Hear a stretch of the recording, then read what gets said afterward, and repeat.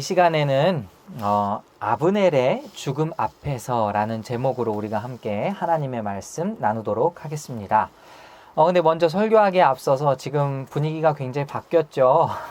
지금 온라인 예배로 하시는 분들, 지금 온라인 예배 하시면서 혹시 불편하신 거 없나 모르겠어요. 지금 여기가 지하 스튜디오이기도 하고, 그리고 보니까 지금 일단 인터넷이 잘 송출이 되고 있는지 잘 모르겠습니다.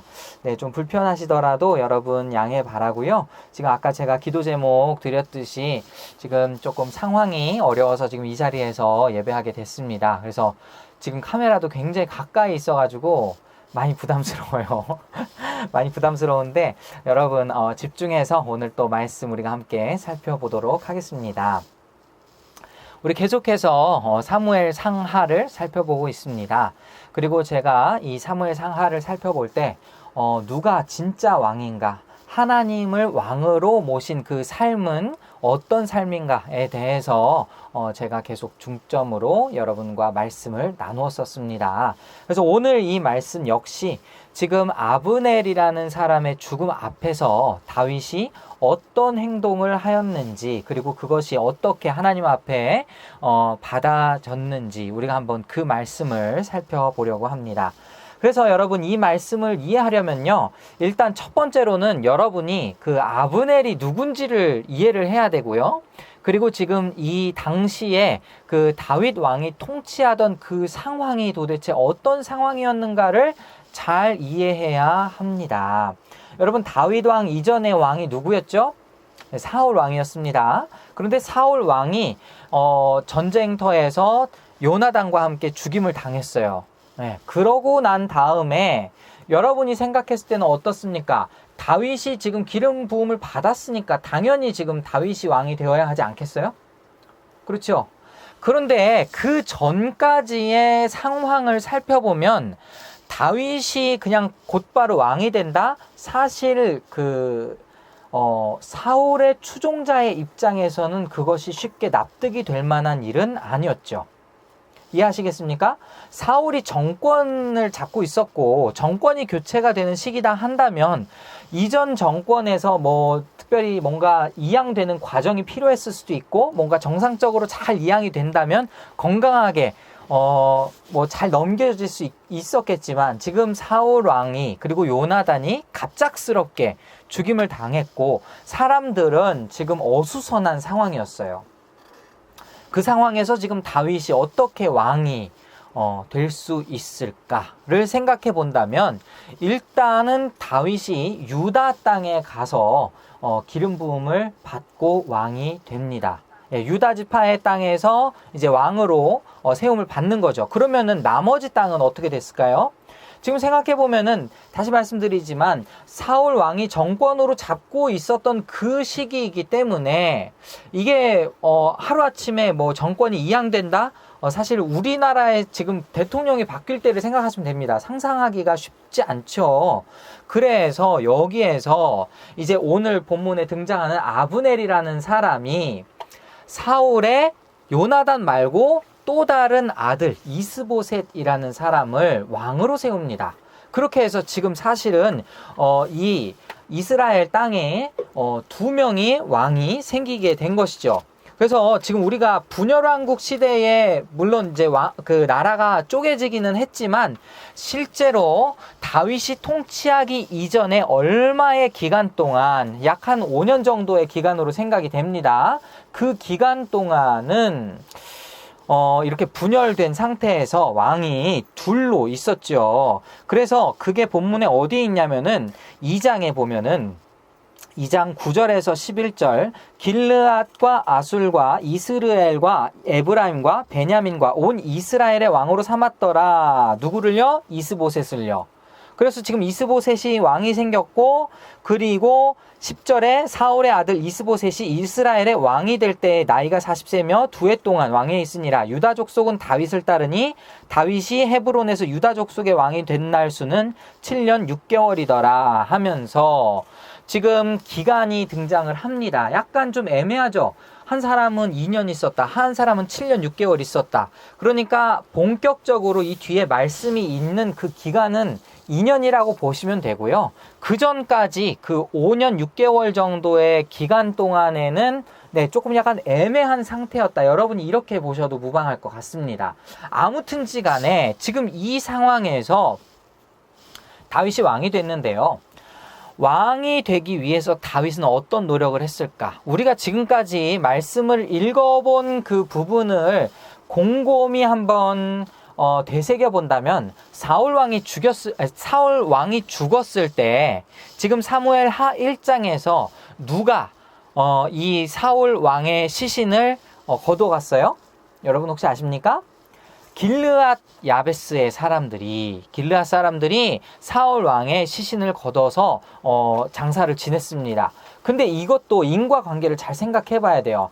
여러분 길르앗 야베스 땅은 예전에 어떤 경험이 있었냐면 전쟁이 있었을 때에 사울 왕이 처음으로 왕으로 취임해가지고 11장에서 기름 부음을 받고 그리고 구해준 땅이 바로 길르앗 야베스 땅입니다.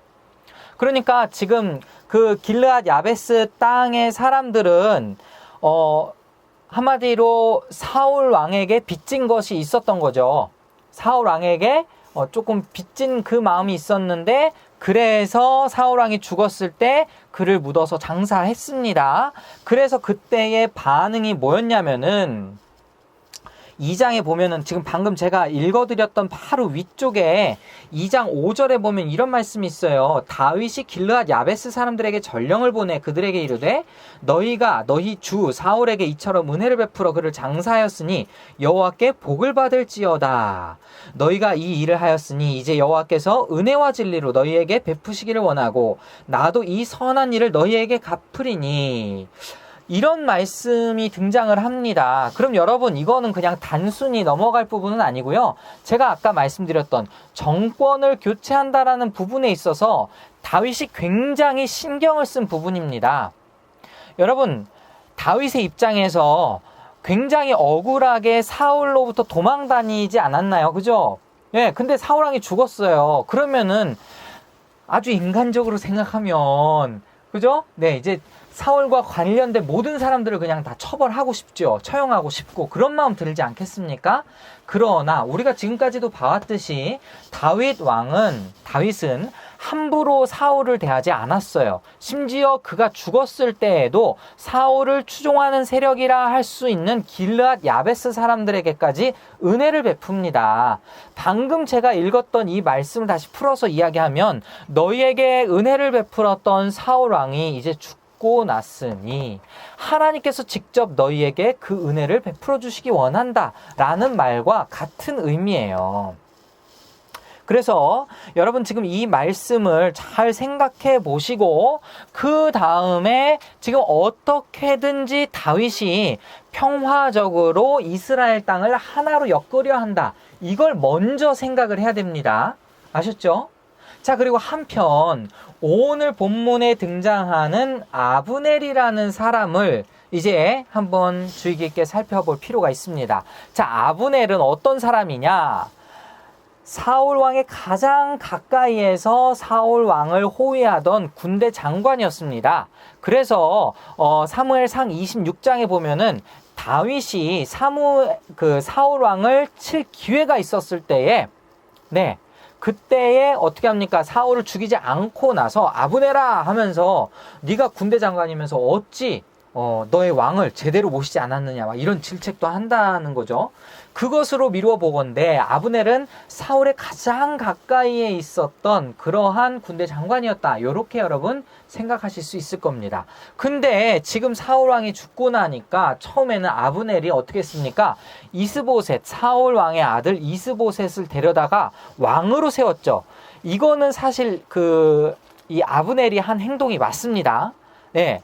그런데 사실 이스보셋이 힘이 있는 존재다라기보다는 이스보셋을 통해서 아브넬이 어떻게 보면은 그 정권을 휘어잡고 있었다 이렇게 보는 것이 훨씬 더 맞는 말일 것 같아요. 왜냐면은 그 뒤에 구절들 보면은 이스보셋이 그 등장해서 나오는 말은 딱 하나밖에 없어요. 아브넬을 질책하는 말. 근데 그거는 좀 나중에 살펴보고. 어쨌든지 간에 아브넬이 지금 굉장히 영향력이 있는 사람이었다 정도로 여러분이 생각하시면 될 겁니다. 그래서 지금 다윗이 실제적으로 대적하는 인물은 이스보셋 왕이라기보다는 그 옆에서 이스보셋 왕을 마치 조정하는 것과 같은 그런 아브넬이 어떻게 보면은 지금 다윗에게 있어서는 정말 뭐 결정적인 이 대적 관계나 다름없었던 거죠. 자, 그런데 어떤 일이 있었냐면 사울의 집안과 다윗의 집안은 계속해서 전쟁이 벌어졌습니다. 그리고 그 전쟁의 스토리가 참 많이 있을 것 같은데 성경은 딱 하나만 이야기를 하고 있습니다. 일단 대표적으로 우리가 3장 1절을 보면 사울의 집과 다윗의 집 사이에 전쟁이 오래매 다윗은 점점 강하여 가고 사울의 집은 점점 약하여 가니라 라는 말로 요약이 되어 있지만 그 요약된 내용에 앞서서 어떻습니까? 지금 이 2장의 스토리를 보면요. 이스라엘과 유다 땅에 전쟁이 있었다라는 걸 여러분 알 수 있습니다. 즉 무엇이냐면은 여러분 이스라엘 땅, 즉 이스보셋을 왕으로 모시고 있는 그러한 대표 군대 장관인 아브넬과 그리고 다윗을 왕으로 모시고 있는 요압의 군대, 네, 이렇게 이 두 군대의 갈등이 벌어진 게 지금 2장에서 그려지고 있어요. 자, 그런데 지금 여러분이 이 상황에서 눈여겨봐야 될 것은 뭐냐면은 은근히 아브넬은 지금 이 전쟁의 피해를 최소화시키기 위해 나름대로 노력하는 모습을 볼 수 있습니다. 이게 엄밀히 보면은 한번 말씀 또 한번 보시겠습니다. 자, 2장 12절 보시면 넬의 아들 아브넬과 사울의 아들 이스보셋의 신복들은 마하나임에서 나와 기브온에 이르고 스루야의 아들 요압과 다윗의 신복들도 나와 기브온 못과에서 그들을 만나 함께 앉으니 이는 못 이쪽이요 그는 못 저쪽이라 이렇게 되어 있잖아요.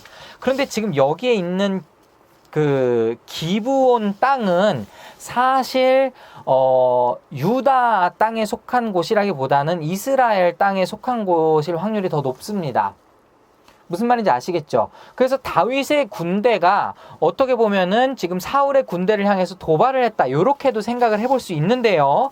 그래서 아브넬이 이제 전쟁을 어쨌든 좀 최소화하려는 목적이 있었던 것 같아요. 14절 보니까 아브넬이 요압에게 이르되 원하건대 청년들에게 일어나서 우리 앞에서 겨루게 하자. 요압이 이르되 일어나게 하자 하매 그들이 일어나 그 수대로 나아가니 베냐민과 사울의 아들 이스보셋의 편에 12명이요 다윗의 신복 중에 12명이라 라고 나오죠. 그러니까 지금 양편의 진영에서 대표 12명씩 지금 24명이 전쟁을 벌이게 된 거예요. 뭐 작은 배틀을 하게 된 겁니다. 근데 이게 그냥 막 싸우는 그런 단순한 전쟁이 아니고요. 보니까 16절 보십시오. 각기 상대방의 머리를 잡고 칼로 상대방의 옆구리를 찌르매 일제히 쓰러진지라. 그러므로 그곳을 헬가 타수림이라 일컬었으며 기브온에 있더라 라는 말씀이 있죠. 지금 그냥 뭐라고 얘기할 거 없이 그냥 단순히 서로의 머리를 잡고 칼로 푹 찔러가지고 누가 살아남냐 약간 좀 이런 느낌이 듭니다. 그런데 모두 다 죽어버렸죠. 굉장히 잔인한 전쟁이 되어버렸습니다. 그런데 그냥 추측을 하기는 이건 어디까지나 추측입니다. 왜냐면은 성경 말씀에 계속해서 아브넬을 약간씩 옹호하려는 듯한 뉘앙스의 메시지가 점점 나오기 때문이에요. 뭐냐면 지금 아브넬이 이 전쟁을 이렇게 12명만 대표로 내놓고 그치려고 했는데 그게 의도와 다르게 17절 보니까 그날의 싸움이 심히 맹렬하더니 아브넬과 이스라엘 사람들이 다윗의 신복들 앞에서 패하니라. 이걸 계기로 해서 싸움이 또 일어났는데 지금 아브넬 쪽에 그러니까 그 사울 팀에 네, 이스보셋의 팀에 있었던 사람들의 피해가 훨씬 더 컸어요. 자, 그런데 문제는 여기서 끝난 게 아니죠. 네, 스루야의 아들 아비새 요압의 세 형제가 있는데 그 중에 막내가 아비새죠. 근데 이 아비새가 18절 보시기 바랍니다. 요압과 아비새와 아사엘이 있는데 죄송합니다. 아사엘이었네요. 아사엘의 발은 들노루같이 빠르더라 라고 하면서 이 셋째 아사엘의 발이 굉장히 빠른 사람이었다라는 게 먼저 묘사가 됩니다. 그죠? 근데 지금 보니까 이 아사엘이 이 전쟁을 어떻게든 끝내려고 계속해서 아브넬을 쫓아갔던 것 같아요. 그런데 아브넬이 생각했을 때는 이 아사엘은 자기랑 게임도 안 되는 사람이었습니다. 그냥 전쟁하면 바로 자기가 그러니까 한마디로 1대1 맞다이 하면은 그러면은 어떻게 되는 거예요? 자기가 분명히 이길 수 있는 상황이었어요. 그래서 너 이제 그만 좀 따라와라. 차라리 다른 청년을 죽이고 그 사람의 전리품을 취해라 이랬는데도 지금 어떻게 합니까? 아사엘이 그 말을 듣지 않았어요. 그래서 여기에 굉장히 조금 특이한 묘사가 나오는데 여러분 2장 23절 한번 보시겠습니다. 자, 22절부터 한번 보실게요. 여러분이 잘 이해가 되기 위해서. 아브넬이 다시 아사엘에게 이르되 너는 나 쫓기를 그치라. 내가 너를 쳐서 땅에 엎드러지게 할 까닭이 뭐냐? 그렇게 하면 내가 어떻게 네 형 요압을 대면하겠느냐 하되, 이걸로 봤을 때는 아브넬의 마음속에는 나중에 뭔가 있었던 것 같아요. 나중에 어쨌든 형 요압을 만날 일이 있을 것이다라는 뉘앙스 분명히 있죠? 제가 강요하는 거 아닙니다. 그죠? 예. 곰곰이 생각하면은 요압을 또 볼 일이 있을 거다 이거 아니에요. 그렇죠? 그런데 23절을 보니까 그가 물러가기를 거절하며 아브넬이 창 뒤끝으로 그의 배를 찌르니 창이 그의 등을 꿰뚫고 나간지라. 그곳에 엎드러져 죽음에 아셀이 엎드러져 죽은 곳에 이르는 자마다 머물러 섰더라. 자, 여기서 혹시 뭔가 이상한 거 발견하지 않으셨나요? 아브넬이 아사헬을 죽일 의도가 있었을까요? 없었을까요? 이거 한번 파악하실 수 있겠어요? 우리가 그냥 단순히 말씀을 읽을 때 보면요, 아브넬이 어쩔 수 없이 아사헬을 죽였다라고 생각을 하기 쉽습니다. 그러나 지금 이 말씀 보면은 아브넬이 창 뒤끝으로 그의 배를 찔렀대요. 무슨 말인지 이해하십니까? 창의 뾰족한 부분으로 그를 찔러 죽인 게 아니고 창의 반대편 무딘 부분으로 그를 그냥 밀어낸 거죠. 근데 아까 아사헬은 어떤 사람이었다고요? 들노루같이 빠른 사람이었다. 그 빠르기에 지금 그 창 뒤끝으로 부딪히니까 어쩔 수 없이 그 배가 뚫렸다. 이렇게 생각해 볼 수 있지 않겠습니까? 다시 말씀드리지만 만약에 아브넬이 죽일 의도가 있었다라고 한다면 그냥 창의 끝으로, 그러니까 창의 날로 그를 찔렀겠죠. 그죠? 그런데 지금 어쩔 수 없이 죽임을 당했습니다. 이렇게 따지고 보면은 사실 이것은 정당방위죠. 그러니까 정당방위이기도 하고 지금 전쟁 중에 이런 일이 일어났기 때문에 엄밀하게 이야기하면은 아브넬이 하나님 앞에 범죄했다 이렇게 생각하기는 조금 어려울 것 같습니다. 그렇지 않나요? 그리고 나서 지금 아브넬이 요압에게 이제 그만 전쟁을 그치자라고 이야기를 하죠. 그래서 어쩔 수 없이 요압도 이것을 그냥 받아들이고 여기에서 전쟁이 끝납니다. 물론 이 전쟁에서 더 큰 피해를 입은 것은 아브넬의 군대였지만 어쨌든지 간에 지금 아브넬은 이 선에서 끝내기를 원했어요. 그리고 지금 계속해서 들려주는 이 말씀들은 뭐냐면 다윗의 그 왕위, 다윗의 군대가 점점 더 강성해졌다라는 걸 얘기하고 싶은 거고, 그리고 사울 왕권은 점점 더 작아졌다라는 그러한 것을 계속 보여주고자 하는 거였죠. 자, 그런데 여기에 결정적인 문제가 하나 발생을 하게 됩니다. 뭐냐면 3장에 보시면 3장 6절에 이런 일이 있어요. 사울의 집과 다윗의 집 사이에 전쟁이 있는 동안에 아브넬이 사울의 집에서 점점 권세를 잡으니라, 이렇게 하면서 지금 아브넬이 강해지는 게 보이시죠? 근데 갑자기 생뚱맞게 사울의 첩 얘기가 나와요. 사울에게 첩이 있었으니 이름은 리스바요 아야의 딸이더라. 이스보셋이 아브넬에게 이르되 네가 어찌하여 아버지의 첩과 통관하였느냐 하니 라고 이야기합니다. 자, 그럼 여러분 상상할 수 있겠죠? 아브넬이 사울의 첩과 통관하였다 라고 우리가 상상할 수 있겠죠? 자, 그런데 그 근거가 있나요? 곰곰이 생각하면은 이게 어쩌면 이스보셋이 아브넬이 그 앞에서 어떤 말씀이 있었냐면은 사울의 집에서 점점 권세를 잡는다라는 것에서 힌트를 얻을 수 있는데, 이스보셋이 그냥 단순히 오해를 하고 그리고 굉장히 우려한 말에서 나온 말실수일 수도 있다라는 거죠. 왜냐? 여러분, 지금 아브넬이 권력을 잡고 있는 그 상황에서 굳이 뭐 그렇게 할 필요가 있었을까요? 마음만 먹으면 자기가 그냥 장악할 수 있었는데. 그렇지 않았을까요? 그런데 지금 오늘 말씀 보면 8절에 또 이런 말씀이 있죠. 아브넬이 이스보셋의 말을 매우 분하게 여겨 이르되 내가 유다의 개 머리냐? 내가 오늘 당신의 아버지 사울의 집과 그의 형제와 그의 친구에게 은혜를 베풀어 당신을 다윗의 손에 내주지 아니하였거늘 당신이 오늘 이 여인에 관한 허물을 내게 돌리는도다. 간단히 말하면 뭡니까? 지금 나는 당신의 집안에 충성을 다했건만 당신은 지금 나에게 누명을 씌우고 있냐? 거의 이런 말입니다. 지금 사실 이 6절, 7절, 8절에서 정말로 아브넬이 그 통관을 했을 거다라는 어떤 실마리는 어디에도 나타나지 않아요. 다만 지금 이것을 계기로 아브넬이 굉장히 화가 났죠. 화가 나고 그가 하는 말이 뭐냐면 9절과 10절 매우 중요한 말입니다. 9절과 10절 말씀이 있으신 분들은 같이 한번 읽으시기 바랍니다. 시작.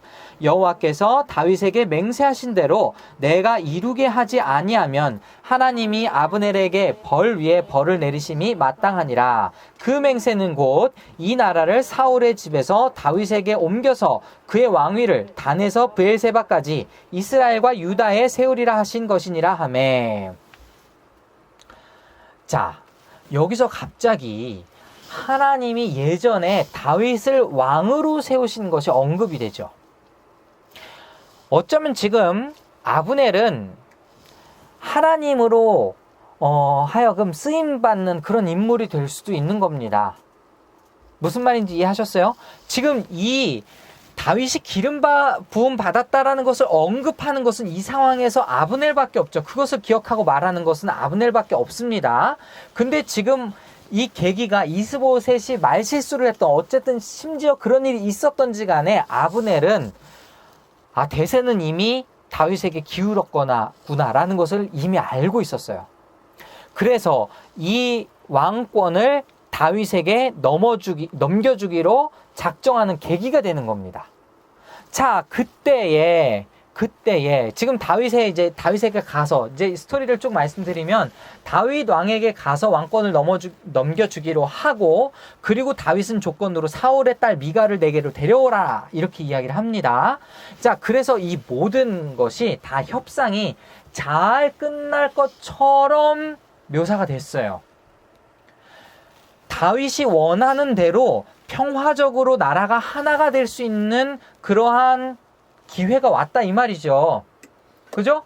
아브넬도 마찬가지로 만약에 이런 식으로 다윗 왕에게 왕권을 넘겨준다면 어쩌면 아브넬은 그렇게 생각했을지도 모르겠습니다. 이제 다윗 왕 한 분만 모시면 자신이 어쨌든 군대 장관이 될 수도 있겠다, 뭐 이런 상상할 수 있었을지도 모르겠어요. 문제는 아브넬이 평안하게 돌아가는 그 상황에서 자신의 동생을 죽였던 그 과거를 계속해서 안고 살았던 사람이 누굽니까? 다윗의 군대 장관 요압이죠. 요압은 어떻게 이 사람을 그냥 보낼 수 있습니까? 라고 왕에게 따져 묻습니다. 그리고 왕이 모르게 그 아브넬을 쫓아가서 아브넬을 죽이게 되죠. 이게 굉장히 비극적인 사건입니다. 자, 그럼 이제 여러분, 제가 처음에도 말씀드렸듯이 다윗의 왕권 그리고 그 모든 정세를 생각해 본다면 지금 이 일은 굉장히 심각하게 돌아갈 수 있는 상황이에요. 그렇지 않습니까? 상대방의 적진에 있는 군대 장관을 다윗이 죽였다라고 생각을 하면 바로 또 전쟁이 일어나지 않겠습니까? 그렇죠. 그래서 오늘 이 반응이 굉장히 중요한 거예요. 아브넬의 죽음 앞에서 다윗이 어떤 반응을 보였는가가 굉장히 중요하다 이 말입니다. 오늘 제가 굉장히 앞에 길게 얘기했지만 이 내용을 이해하지 않으면 지금 다윗이 왜 아브넬을 장사하면서 이렇게 슬프게 애도를 했는지 이해가 안 가는 거예요. 자, 오늘 본문 보실까요? 31절 다윗이 요압과 및 자기와 함께 있는 모든 백성에게 이르되 너희는 옷을 찢고 굵은 배를 띠고 아브넬 앞에서 애도하라 하니라. 여러분, 지금 상대방의 군대 장관이 죽었는데, 그러니까 사울 왕권에 정말 군대 장관이 죽었는데 다윗이 이렇게 백성들에게 애도하라고 할 이유가 뭐가 있습니까? 여러분 성경 읽으면서 이거 굉장히 좀 의아하지 않았어요? 왜 아브넬이 죽었다고 이렇게 오버하고 난리야? 이렇게 생각이 들 수도 있었을 겁니다. 하지만 다윗이 원하는 것은 하나님의 때에 평화롭게 이 나라의 지도자가 되는 게 다윗의 꿈이었어요. 그래서 심지어 사울 왕이 죽고 난 다음에도 다윗은요, 자기가 마음대로 행동하지 않았습니다. 앞서 2장의 내용을 살펴보면은 2장 1절에 이렇게 시작하고 있거든요. 그 후에 다윗이 여호와께 여쭈어 아뢰되, 그 후에는 사울 왕과 요나단이 죽었을 때였거든요. 다윗의 대적이 죽고 난 다음에도 다윗은 하나님께 여쭤볼 정도로, 우리 지금까지 계속 살펴봤지만 다윗의 마음의 중심에서 가장 주된 관심사는 하나님이었습니다. 하나님이 어떻게 하실 것인가, 나를 어떻게 이끌 것인가가 그의 최대의 관건이었다라는 것이죠. 자, 그 상황에서 지금 모든 것이 평화적으로 잘 해결되려고 하는 그 찰나에 아브넬이 죽어버렸기 때문에, 그래서 백성들과 함께 아브넬을 애도할 수밖에 없었던 거죠. 그래서 32절 헤브론에 장사하고 그 무덤에서 왕이 소리를 높여 울고 백성도 다 우니라. 그래서 애가를 지었는데요. 이 애가가 굉장히 또 독특합니다. 아브넬의 죽음이 어찌하여 미련한 자의 죽음 같은고, 여기서 나오는 미련한 자의 죽음이라는 것은요, 마치 그 나발을 연상시키는 것과 똑같은 단어입니다. 나발이 죽었을 때, 나발 여러분 아시죠? 아비가일의 원래 남편. 네.